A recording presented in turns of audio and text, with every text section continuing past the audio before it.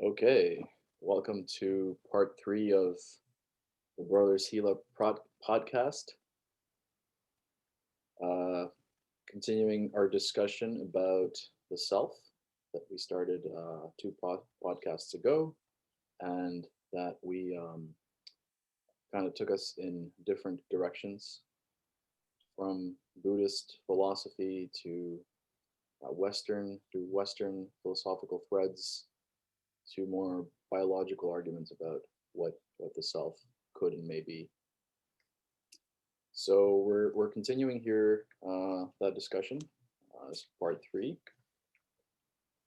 And so, Paul, do you want to say anything to set this up or to recap some of the stuff that we touched on the last couple of podcasts?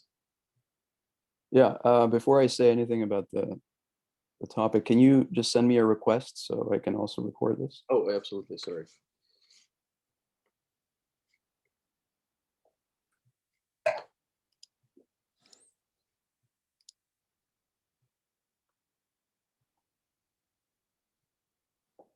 Is it allowed to record local files? Is that it? Yeah. Did you get it? Yeah, got it. Thanks. It's recording now. Awesome. So, yeah, so I think the previous two discussions did branch off into different um, in different Directions. but I think maybe the central two questions would be, since it's to us, to people, self-evident that we have a self, or at least we treat each other as, the human being constitutes the self, so that proposition is taken for granted, I think, socially speaking. I don't know about philosophically, but so the central question would be, what is the nature of that self? What do we mean by self? And how do we, first of all, come to know that we have a self? And so, we started off by defining the self as being that witness. A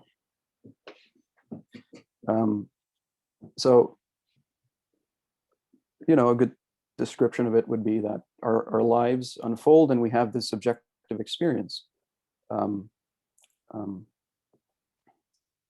if our behaviors and our thoughts and feelings occur, and then there is this witness alongside the unfolding of our lives. So yeah, and so I do. For me, it's not settled. I still, really, the more I think about it, the less I think about that there is that awareness, the meta awareness, constitutes any sort of self. Um, but I do think that awareness is able to think, about these sorts of questions. But I don't think that awareness, so that witness, which, that sort of companion alongside of whatever is happening. So whatever is happening to us, whether we're thinking or feeling something or experiencing something, it doesn't seem like that witness has any characteristics. It is just that it's aware of the happenings. And the happenings, as I said, could be behavioral, or it could be a feeling, a state.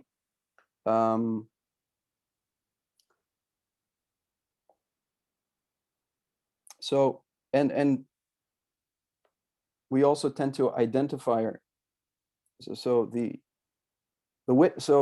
witness tends to identify itself with the feeling, with the action, or the thoughts, and there is this possessive quality that in the way that we interpret the entity that is us, is that there is this possessive quality to this awareness that, so I can say, I don't have to say I, for example, I did something, it, I could just as well as say it. So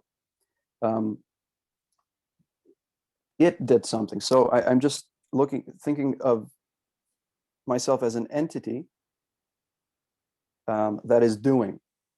But so if I can interject here a little bit, sure, you can say that it did it, right? And so you're kind of, one way to go about that perhaps is to say that you are turning into a third person, right? Artificially objectifying something that you experience subjectively as a first person experience. And there's something maybe basic about the fact that you experience it as I, because you are not indifferent to those occurrences, right? So in your everyday going about, you're not just some passive observer to phenomena, right? In that description, it seems like you're saying that awareness is just this thing that bears witness. But what's really going on, maybe, is that you are very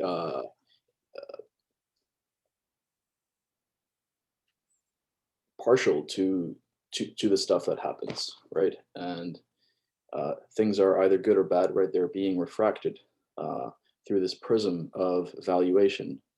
And that's the way that you navigate, or we navigate ourselves in the world as organisms. And so to sort of like render this sort of happening in a third person description is fine to understand it from a scientific point of view.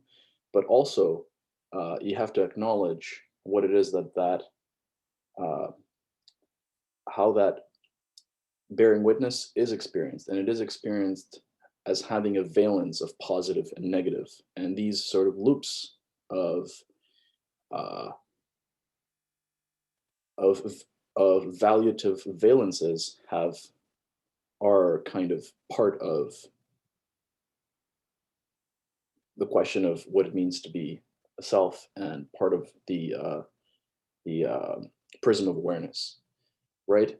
So I'll just throw that out there to see what Right. sort of response you could have to that.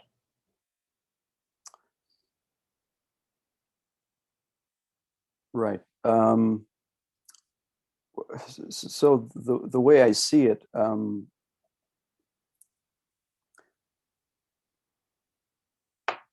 so the awareness is not impartial, of course, because it's localized to the body and the brain that it inhabits. So of course it's not passive, because it feels and it thinks and it experiences all, you know, the range of experiences that a human being experiences.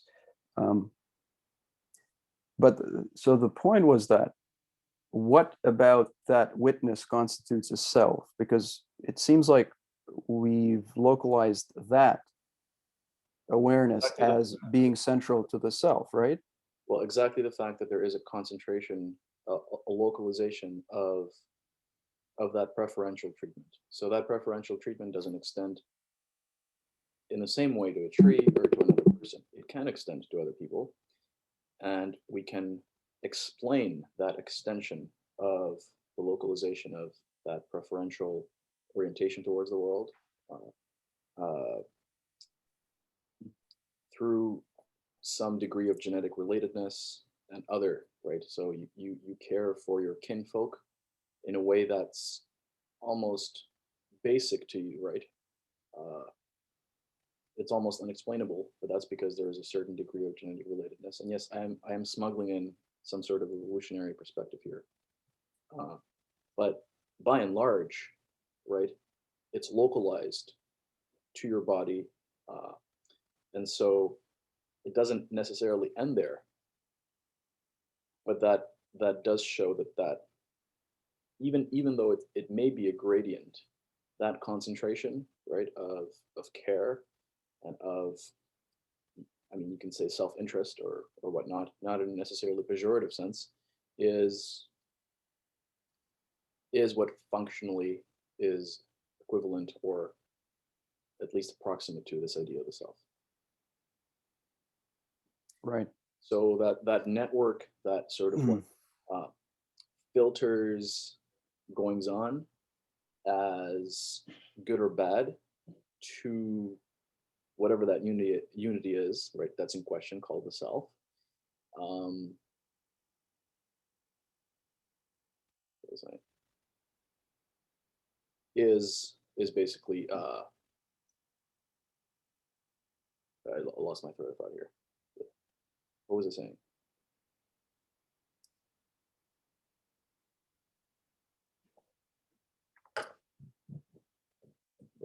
So So what we were talking about?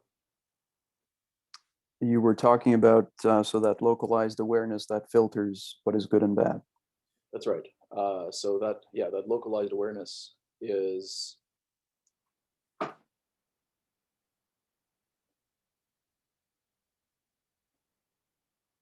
exactly that which sort of bears witness to Uh, a kind of boundary of selfhood, right? It's almost a given that there is some sort of boundary of selfhood, and you can argue that cross culturally that boundary has varied, right? But there is a large degree of overlap as to where that boundary starts and ends. right. So you're saying so the awareness has this interpretive.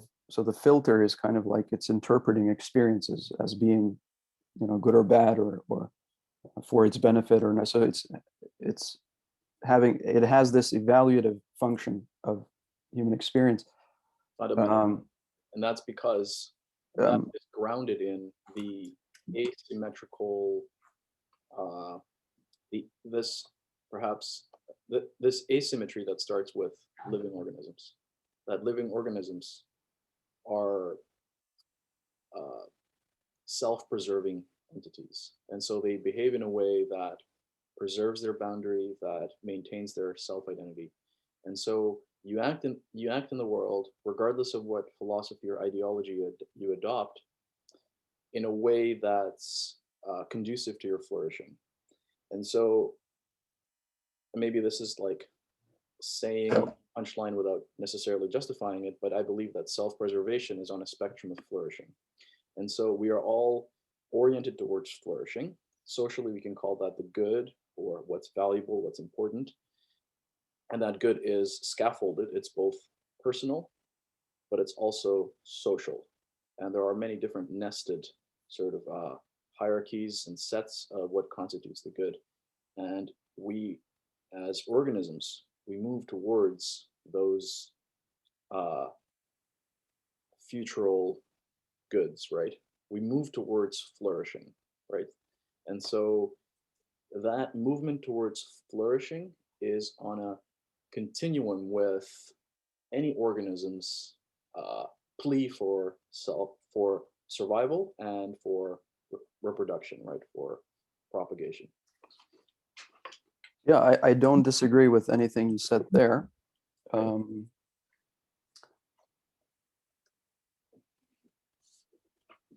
but so if we bring evolution into this, I think that makes it even more difficult to make an argument that we're actually choosing what is good for ourselves. It's actually, it's programmed in our DNA. And so, I mean, when you're hungry, you don't decide to be hungry. Or when you crave sex, you don't decide to crave sex. Or, I mean, we could go, That's exactly right. This argument for selfhood is a type of self that's not of our own creation. It's a self that's been spun through sort of millions of years of natural selection, right? We are a structure that is organized in a way that um, self-interestedness is concentrated within some boundary.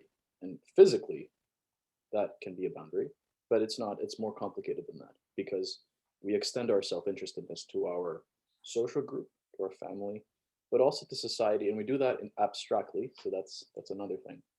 But it starts with this more basic sort of self-interestedness, which is, and actually there are interesting arguments when you see the organism, right? You can say, and this is not confirmed or disconfirmed by the evidence, right? So it's a complicated topic to actually adjudicate, but it's the idea that, so the self as an irreducible social unit, right? So we say that Paul, you know, Paul did this. Paul, let's say, got married, or Paul adjudicated. Let's say you were a judge and you like judge a certain case. We don't say that some sort of cell in your body or a gene did that, right? So socially speaking, we have an ontology that where the individual is the irreducible unit of action of, but when you look at yourself, you're composed of many different parts, right? And these parts are these different systems that are composed of tissues, and tissues are composed of cells. And in a way, all of these parts are cooperating to yield this unity. We'll call it unity, that's in question. And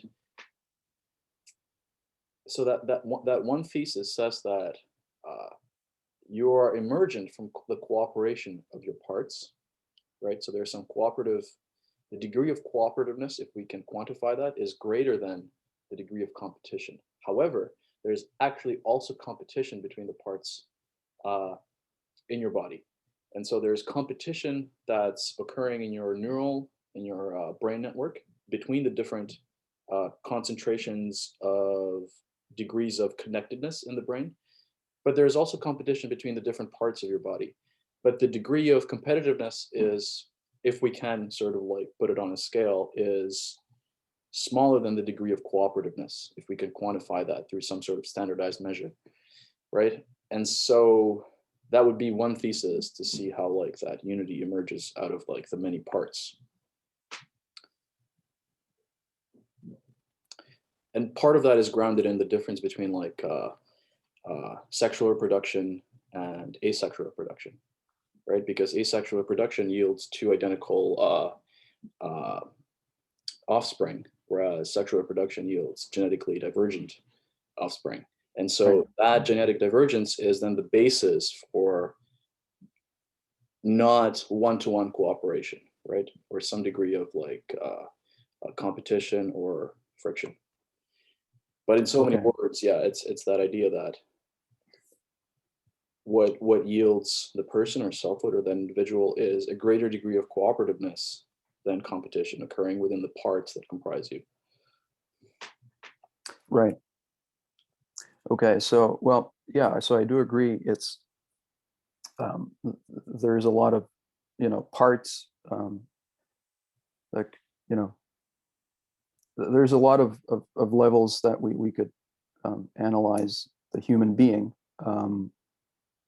And if you want to call all of those parts or the unity as a self, fine, but I don't think it's something outside of those parts. But right. So yeah. So I mean, we could look at it, at different levels. At the level of genes, or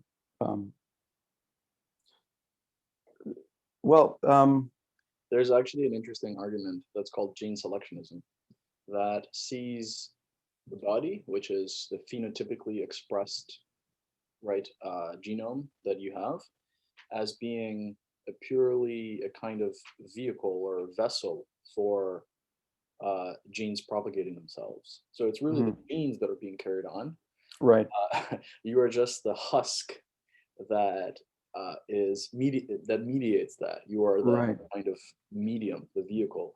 I've heard that before, and I think maybe that would apply more to animals that are not self-aware. and it applies to us, right? But we also, we're self-aware, so we can override our genes over long periods of time. We could, or our Yeah. biological. Well, so yeah, that's a complicated question. Yeah, whether we overriding our genes. That's interesting. So there are ways that you can accommodate behavior that is not conducive to genes being propagated, as you can explain it within the gene selectionist uh, approach or kind of interpretation. Mhm. So, for example, Richard Dawkins, he's a gene selectionist, and in biology, for the second half of the 20th century, gene selectionism was the orthodoxy. But there are other theories that don't view genes as the unit of replication, that view maybe the individual as the unit of replication. And so, and there are nitty gritty arguments about, where you draw the line, like what genetic material is, right? So we have this colloquial understanding that the DNA is the information, right? It's the uh, that codes for our traits, right? But if you look at it there are other ways of understanding this. So one way to see it is purely physical processes that start at the level of the DNA, but that scale outwards into the body, and the entire thing is actually doing the process of selection and doing the process of Right. creating the. But it's not the only main factor. So the That's right. coding, there's environmental factors that also have huge influence on. That's right. There So are it's many different, yeah, and there are many different environments, right? So the genes themselves are in an environment, the cells are in an environment, then we are in an environment. So it's a scaffolded layer of like environments that is basically introducing a high degree of variability and sensitivity to conditions. that's right. Yeah. So we do have a hard wiring, and at the same time, we're aware of our nature, right? So at the level of genes, but so I think I guess an inextricable part of this conversation of selfhood is the idea that human beings are free agents, right? That we have agency, that that we have volition. Yeah, right. One of my favorite like things to discuss, and I've put a lot of thought into like this idea oh yeah. of free will is a thing or not, and it's. But So yeah, well, let me just set it up, and then you can tell me what you think. So so we mentioned there's a lot of layers to the human being, and it seems that in some of these at some of these levels of at a genetic level, at a biological level, it seems that we don't have too much control over um, well, so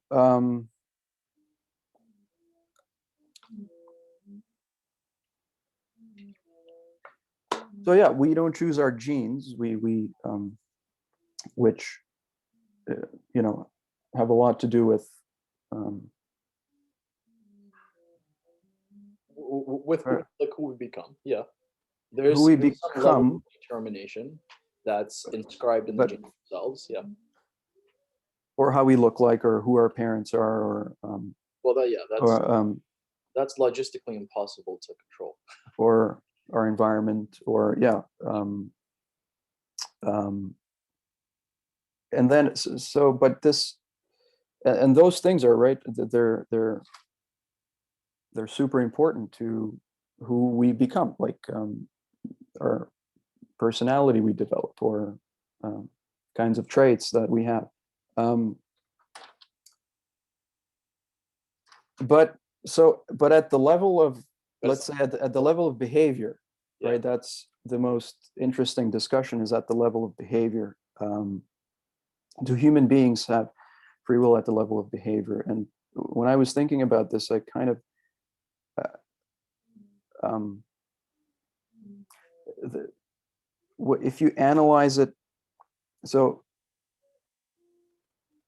at certain angles, it seems that the argument doesn't hold up, but at others, it holds up. And I think we may have degrees of free will, like we don't have free will all the time.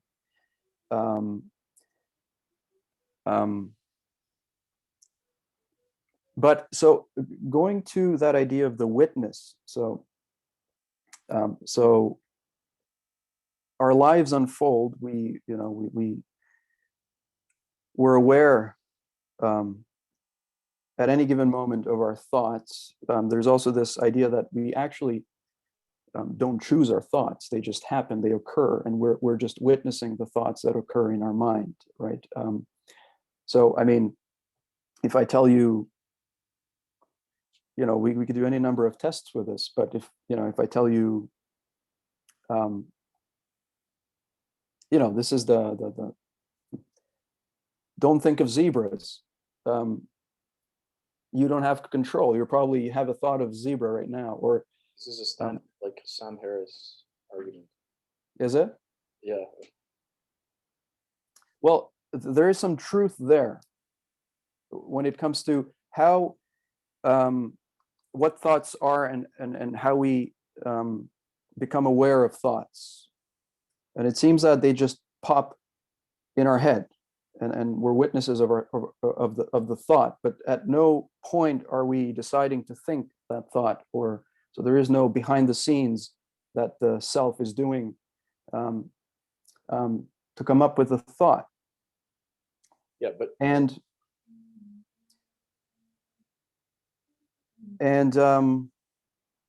but anyways, even at the level of behavior, so thoughts are, of course,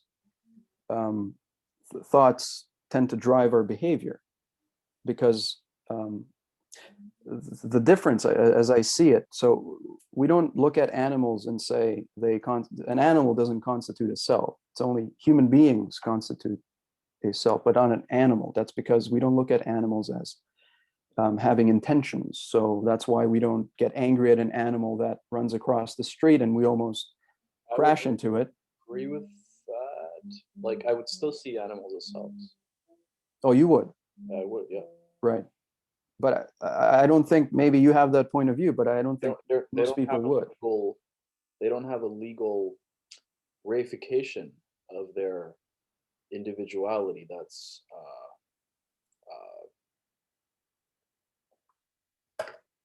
that basically recognizes their personhood, right? So they don't have a legal attribution of personhood, but they are selves to a greater degree like we ourselves.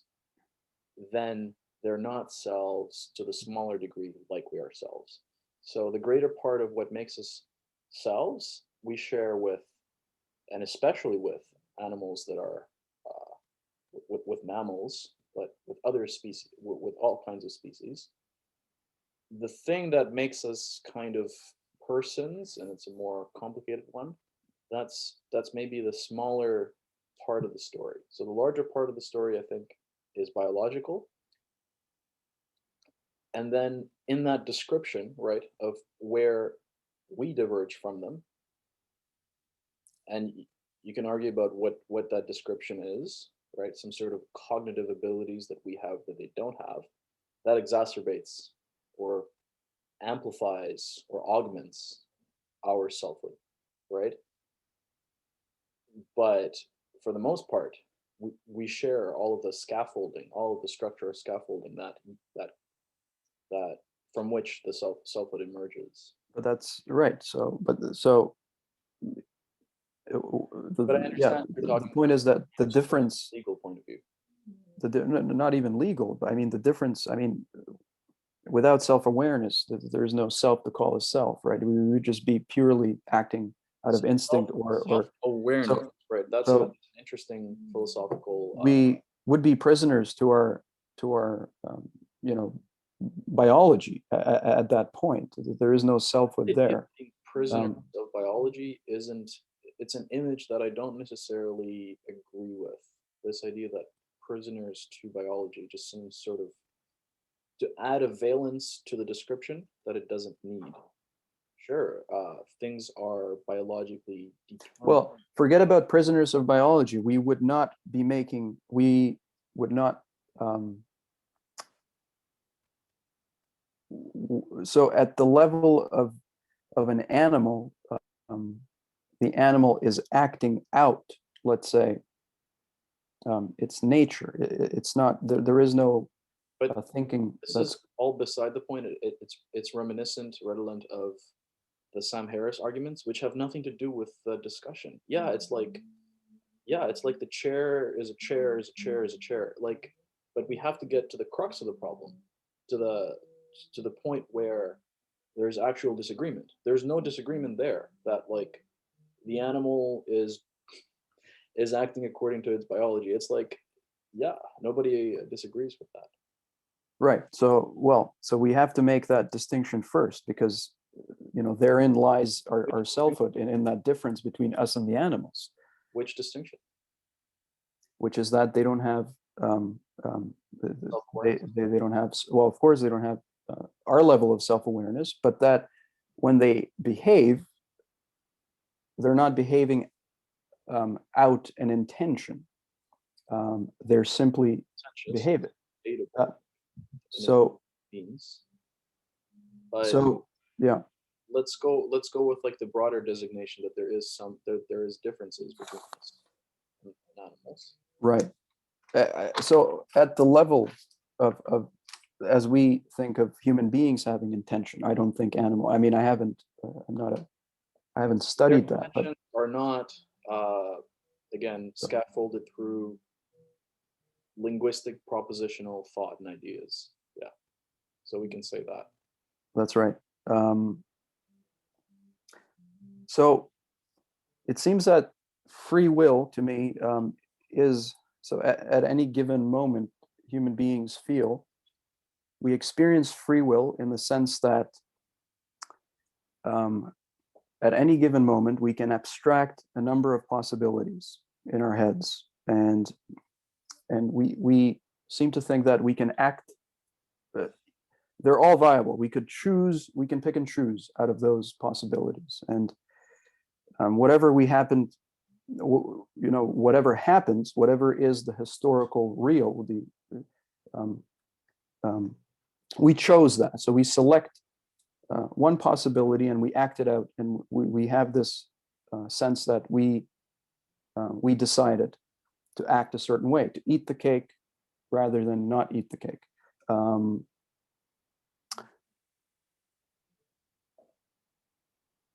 so um,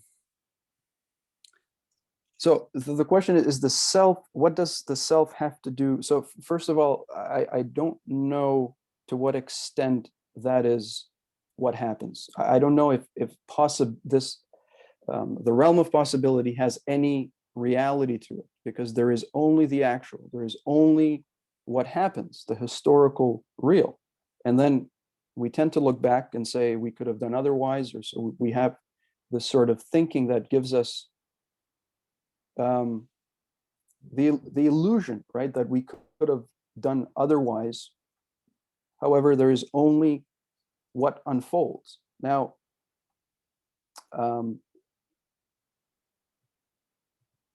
similar to how thoughts occur in our heads, we don't pick and choose. We don't really. We're not the cause of those thoughts. So whatever the brain is doing, thoughts arise, and there is this awareness. We can become aware of the thought. Not all the time. We're not aware that we're aware of our thoughts, right? There is this sense of we inhabit our thoughts a lot of times. We become identified with the thoughts, with the feelings, with the experience.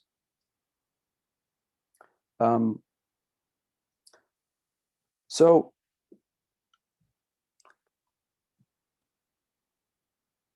So the question is, to what extent does the self have influence, that have an influence over the actual?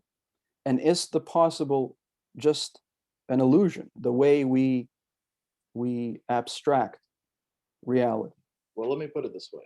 So you brought up a lot of points there, and there's a lot of kind of missing pieces of the puzzle as you brought them up.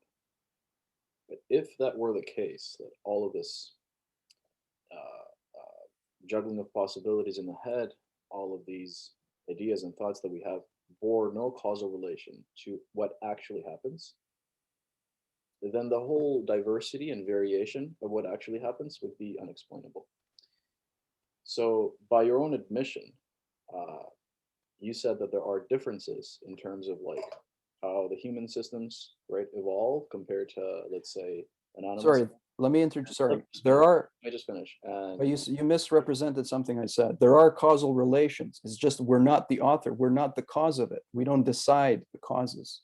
yeah, but the crux of the point is, what are the causes, right? So you were saying that the actual one of the premises that you put forward is that when you juggle possibilities in your head, that has no bearing to what actually happens. Is that misrepresenting, or it's very attenuated, or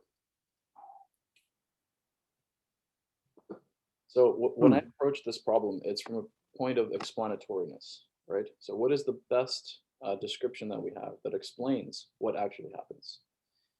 And so, this idea that so first of all, there's the trivial argument, kind of like Sam Harris, like that. Well, thoughts just happen. Uh, we don't choose our biology. Well, that's nobody was arguing that. You have to first of all articulate the problem where the disagreement is, right? And the disagreement, if we're talking about like freedom of will, is something like, on the one hand, could we have done otherwise? Which is a problem that some people think that is actually also adjacent to this problem, because there is no way to experimentally adjudicate that. And the reason is that you would have to rewind the entire evolution of the universe back, right, to see, and then play it forward again to see if it evolves identically or if it evolves divergently. So that's one problem. The other problem is the problem of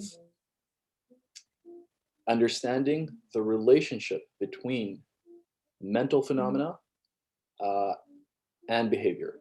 And the thesis being put forward is that there is some causal relation between thoughts and what actually happens, and that our conscious uh, uh, activity, including reasoning things out, plays a role in how the system evolves and how the things that we do. So when we reason through something and we find that one thing is more reasonable than another, that's a non-trivial act, and that act it has a bearing in then sometimes what we do. Now, my personal argument is not that reason completely overrides the kind of biological initial conditions that are inscribed in us, because they are very powerful, but that uh, they complexify, actually. Those things also happen, but that the reasonings actually allow for more possibilities to be realized within those branches of directionality that we're thrust in biologically, if that makes any sense. So for me, it's easy to say, yes, stuff just happens. It's causally determined biologically. We want to get at a description that's trying to do justice to the complexity of the situation. And part of the complexity of the situation is that the conscious thoughts obviously are, well, not obviously, but conscious thoughts are kind of determined by the unconscious massive parallel processing that's happening in the brain. But to say that none of the stuff that is consciously experienced, none of the kind of like linear reasoning that we do during our conscious time, to say that that's, let's say, epiphenomenal, or it bears no relation to what actually happens, I think I wouldn't argue that. So, and I'm not sure if and maybe I'm imputing the Sam Harris's arguments to you, which I could be completely wrong about. But as far as I understand his arguments, they did not really convincing to me in that respect. Yeah, I mean, I do grapple with the free will argument, right? I think at some levels it holds up, as I said, but Well, let's at a lot of levels it doesn't hold up, because I just think there is no reasoning, or even if there's certain let's go at it from a less fatalistic. automation that we're sort of operating at a level of automation that we're not even deciding. Or just look at Yeah.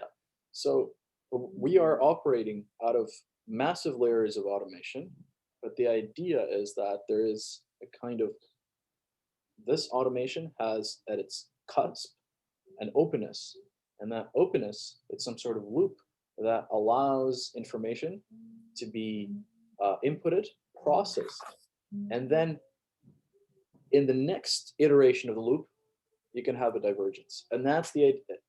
And that's what, like, learning, and that's how human systems are so complex, is because we have the complex representation of the world in our minds, and that representation is, and when I say complex, I mean that it has many parts, and it has different kinds of representations. Some of them are imagistic, right? Some of the way that we represent the world internally is iconic, has a kind of one-to-one relation to the things that we experience, and that preserves the constraints under which the physical world seems to behave in.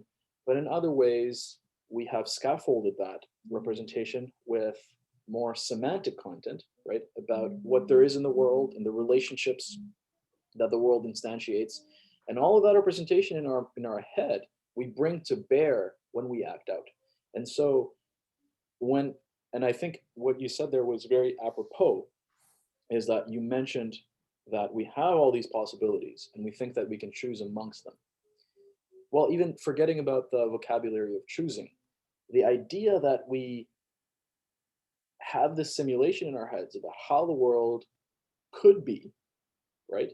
That affects the way that we are in the world, right? So the fact that I have a representation of the stock market in my head, right? Uh, some representation of like how the economy is doing, and that allows me then to make a decision about where, let's say, I will invest. That would be impossible had I not have didn't if I didn't have this representation. And so that behavior of me making a choice about where I invest, given some information that I have, would be unexplainable, right, without some preliminary causal relationship between these thoughts, right, and some decision. So this is at the level of complexity that we're operating at. This doesn't negate any of the sort of like deterministic and automated scaffolding that's happening biologically.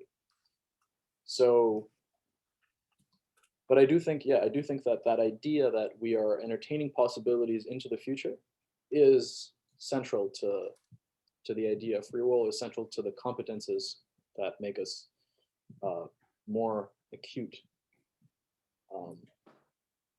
yeah. organisms.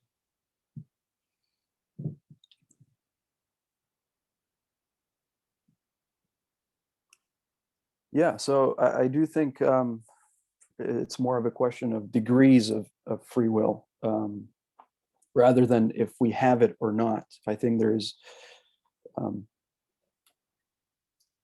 depending on the level of analysis, we could say we don't, we don't exhibit free will in this situation, but there's more free will in this situation. I have to go back. I don't know if the relationship between thoughts and behavior is an interesting one. I don't know what I think about that yet. Um,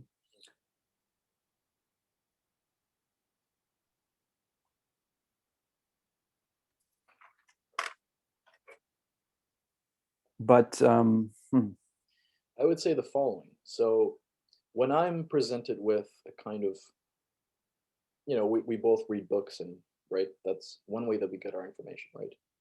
And so when I'm reading something, I always evaluate it in terms of, well, what's being said here? What are the premises? What does the argument hinge on? Right? What is the evidence for it? But also, you kind of measure it against your own already developed schemas, right?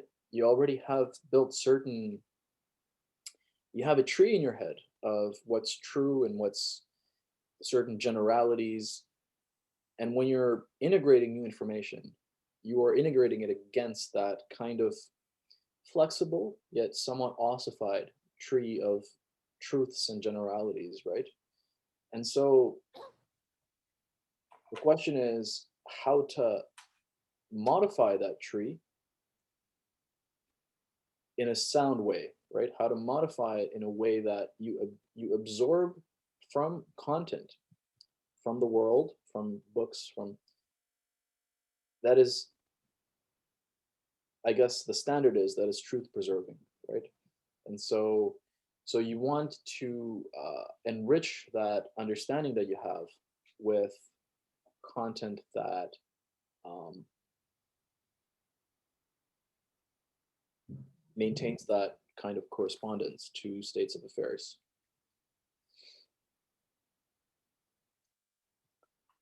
And so if you're interested in the free will topic, I would suggest Daniel Dennett's Freedom Evolves to get a kind of different perspective mhm, than, let's say, Sam Harris. Did you read Sam Harris's? no. He has this like pamphlet called Free Will, and if you haven't read it, like his arguments are similar to yours, I would say, but a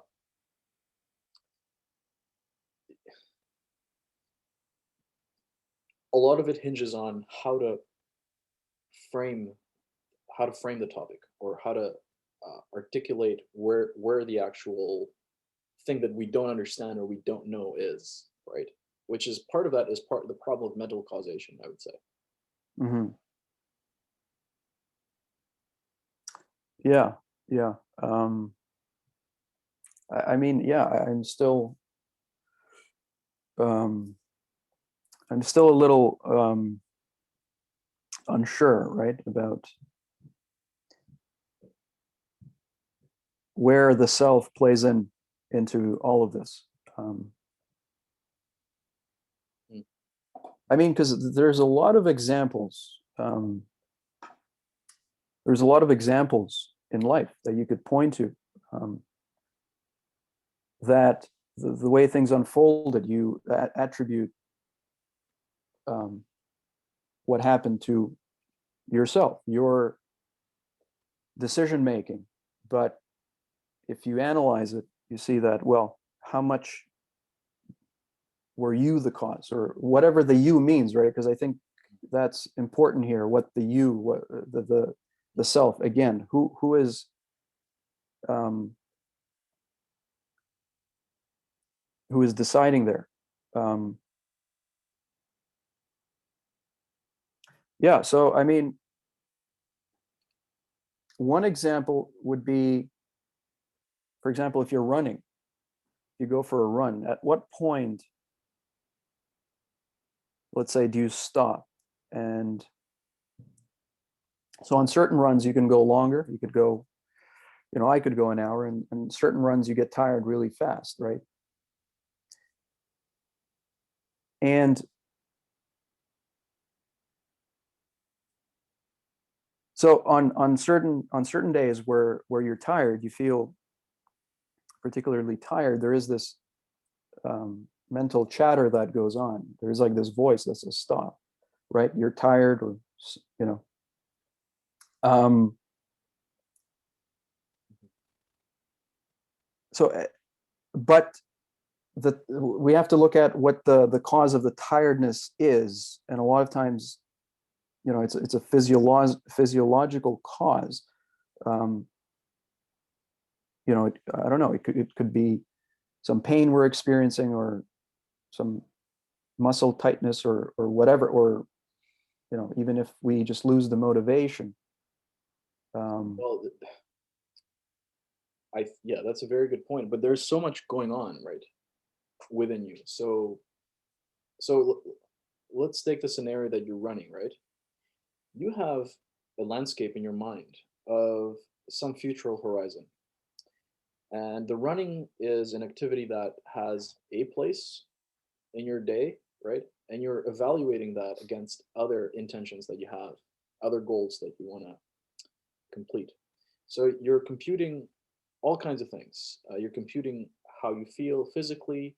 You're computing how much time you need to be able to, and it's not mathematical, right? But you are making some sort of like a form of calculation or estimation about these other things. At the same time, there's your relationships, there's emotions. All of these things play a role in, you know, how you are that day, or how you play out your future horizon. And yeah, I think it's interesting that certain, perhaps completely, things that you don't well understand, right, might be affecting you emotionally or physically, right? There might be something that you're not even completely entertaining in your head that played a causal role in you feeling a certain way. mhm. Or maybe there's something deeper than that, deeper, maybe something about like relationships, or that is resurfacing that you don't even understand that it's affecting you. So it's I I acknowledge that there is all kinds of causes that are not even understood or even entertained consciously by the mind, that are playing a role. Right. um, yeah, and that just goes to show, so that plays into the free will argument, right? So how much free will do we have, or does the self has?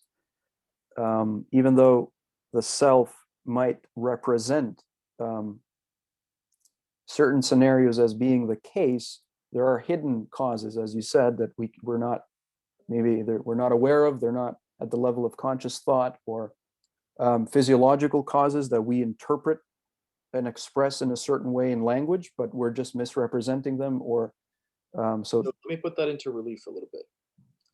So this is maybe like kind of a chaos theory butterfly effect uh, argument against free will, where some sort of like very small initial condition could completely derail you, or like override your, let's say, mental intentions, right? This is somewhat along the lines of what the argument is. So to put the thing into relief, so paradigmatic cases of free will aren't like you brushing your teeth or going running. They are more like broader decisions that are way more ahead, distal into the future.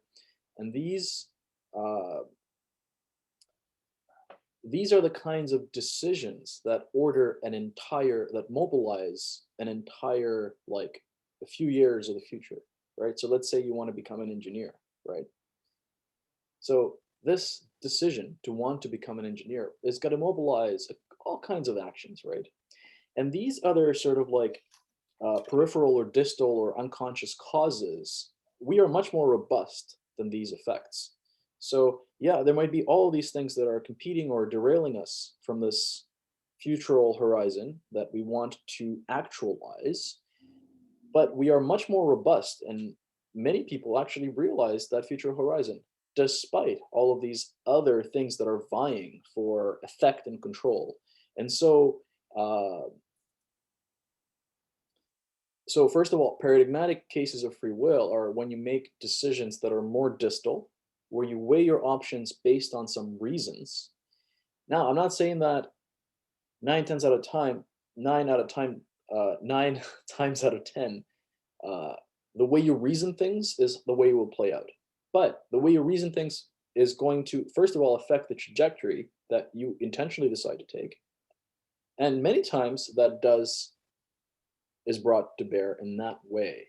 So Uh, I mean, yeah, it's also if how we were thick. that fragile, nothing would get done, right? If we I were that mean, fragile, nothing would actually happen.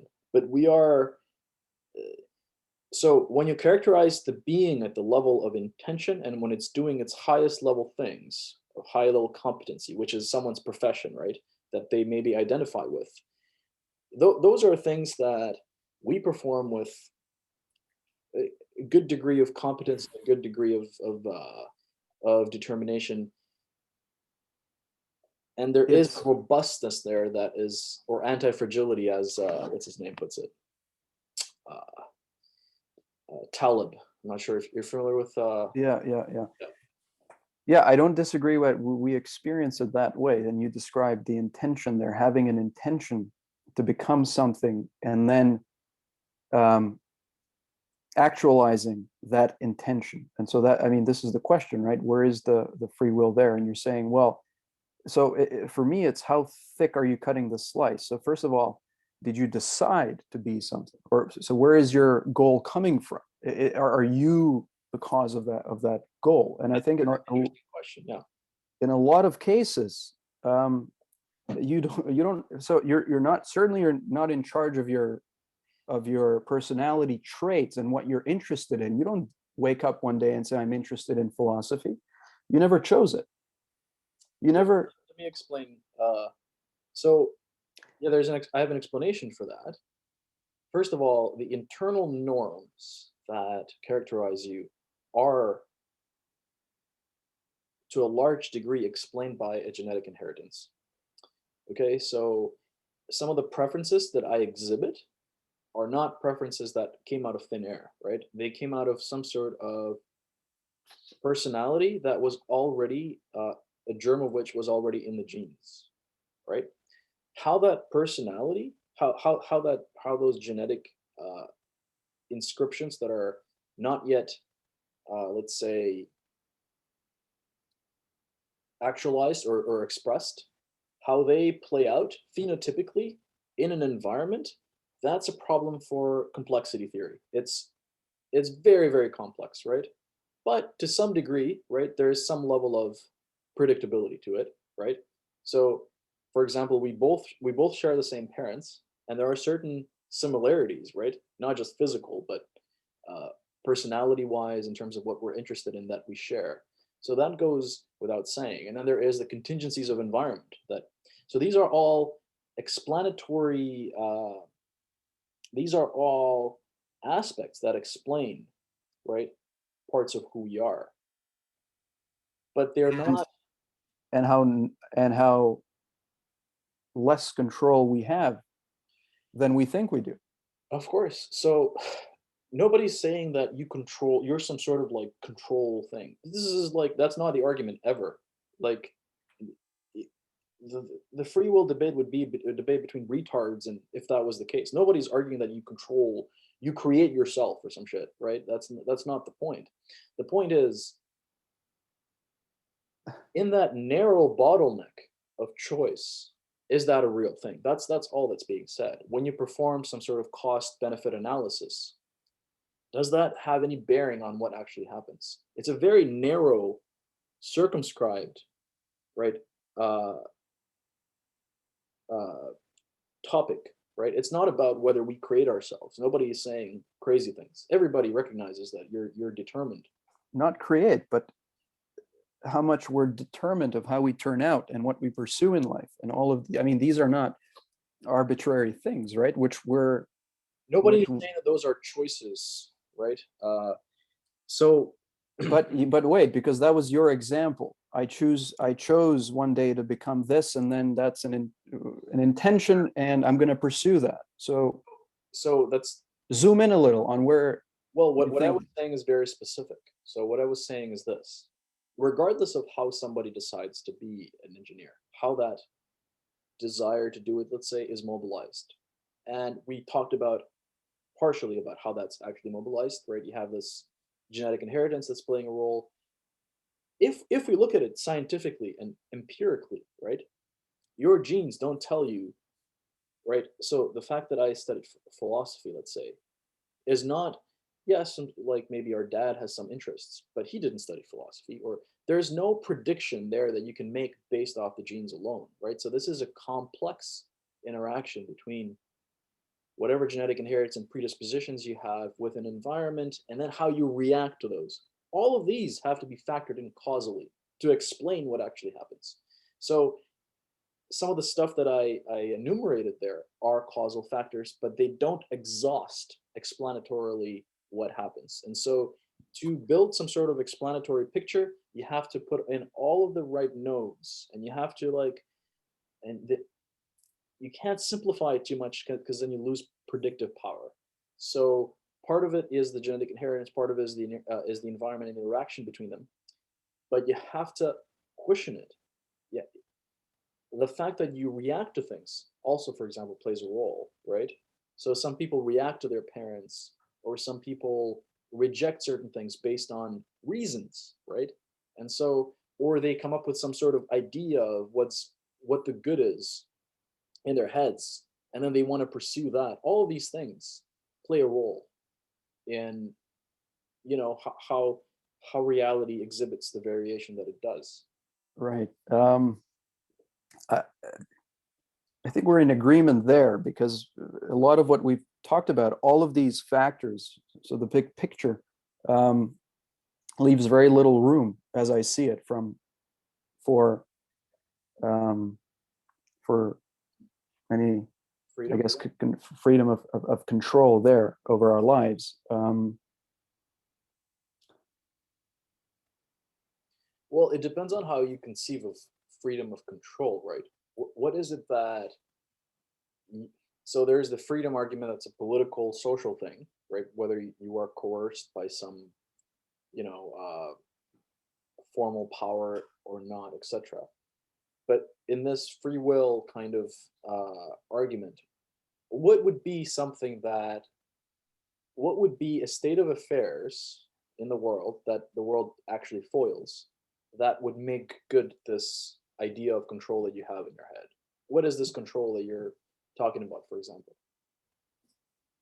Well, I don't have an idea of control. It's just that when you analyze the situation, it seems that a lot of the story is predetermined by a lot of other factors that we don't decide, or we're not at least the self is not the cause. So let's go back to what we're talking about. This, at least the self is not the cause. So when you say predetermined, what do you mean by that?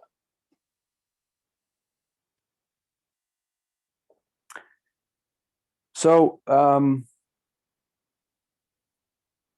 the fact that you went to a certain university, that choice was determined by your parents moving to Canada. Again, it's these, okay, but like, okay, all right.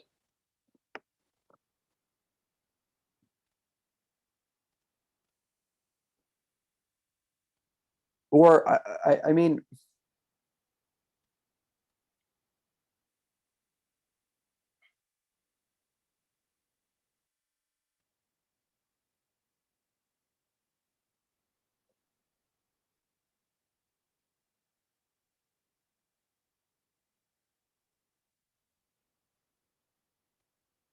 well, so I mean, the example was the um,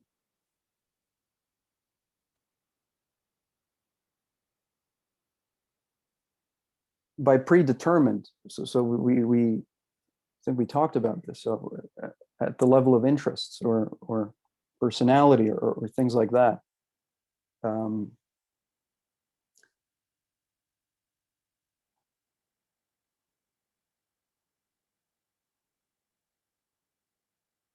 Let me ask you this: when you say predetermined, yeah. how far into the future do you think uh, certain outcomes were already inscribed in your in the past?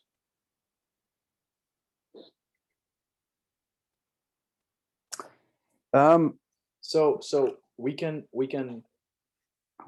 represent reality in terms of certain types of events, right?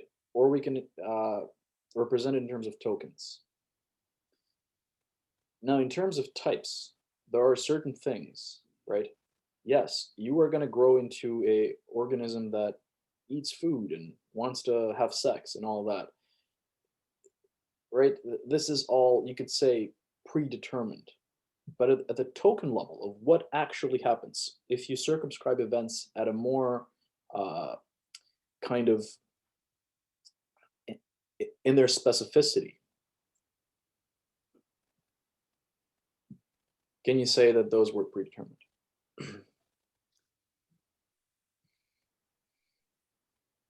Well, I mean, predeterminism has a causal, it's like a causal reaction, a domino effect. It's not like, um, I mean, so you give me an example where free will, where you see at the level of specificity, free will playing out. Yeah, well, like I said, it plays out paradigmatically in cases where you do some sort of cost benefit analysis and you give reasons for doing something and you give reasons against doing something. And there are certain uh, decisions that it doesn't appear that any fact of the matter about your physical, neurophysical, biological constitution determines one over the other. And part of what's happening is that the explanation for what actually happens has to take place at the higher order level of thought, where the contents of your thoughts play a causal role in the decision that you make. Now, that's the outcome of a decision. The outcome of what that its decision is about and whether that gets realized, that's another thing. So certain outcomes of decisions cannot be explained purely by recourse to your physical, physiological, or biological constitution. But there are the types of fine-grained events that can be explained with, in my view, recourse to higher order thought and the contents of those thoughts. Hmm. Even, I mean, reason itself, if we look at reason itself, it's not, we're using, when you say reason, what do we mean? It's not like you're learning to reason. It's you're using something that's ready made for you. So, so first of all, I think you have to have some reverence for the complexity of reality. So when you learn, you try to learn anything about any discipline, it's a mountain of stuff. So one of the things that reason is that we don't really know as humans, even collectively, know its full effects. Sometimes it takes hundreds of years to understand an entailment relation, right? That's uh, completely irrelevant to our subjective experience. It's an objective derivation of some truth that takes humans collectively hundreds of years to actually realize. That is a product of reason. It's scaffolded both through individuals, through society, through structures and institutions. But that's an outcome. That's a novelty into the world that didn't exist before, that was realized through the scaffolding of reason. So we do not know what the effects of reason are fully, right? And certain effects of reason are uh, objective and not the word that I'm looking for.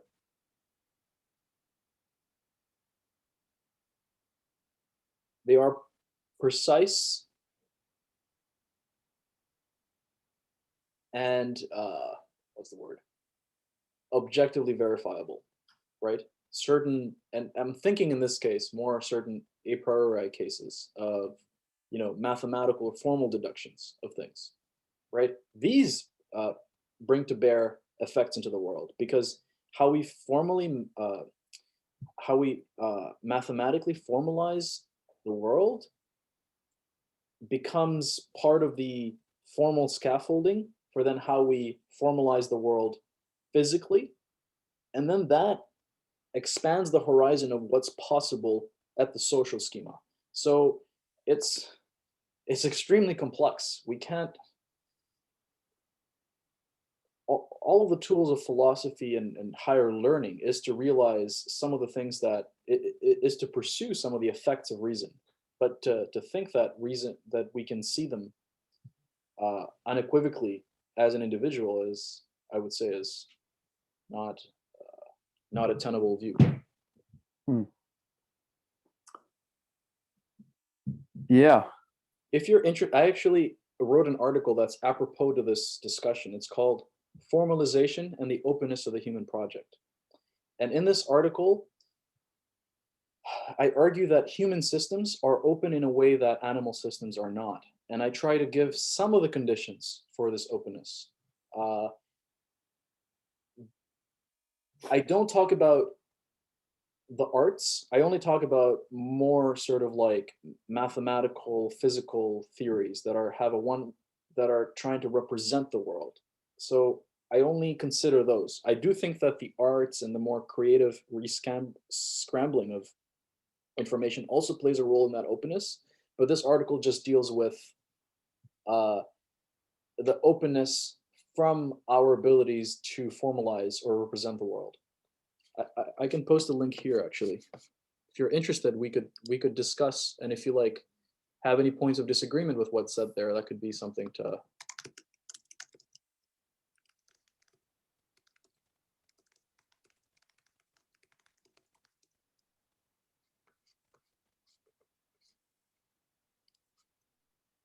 Sorry, did you have any sort of like reaction thoughts to that, or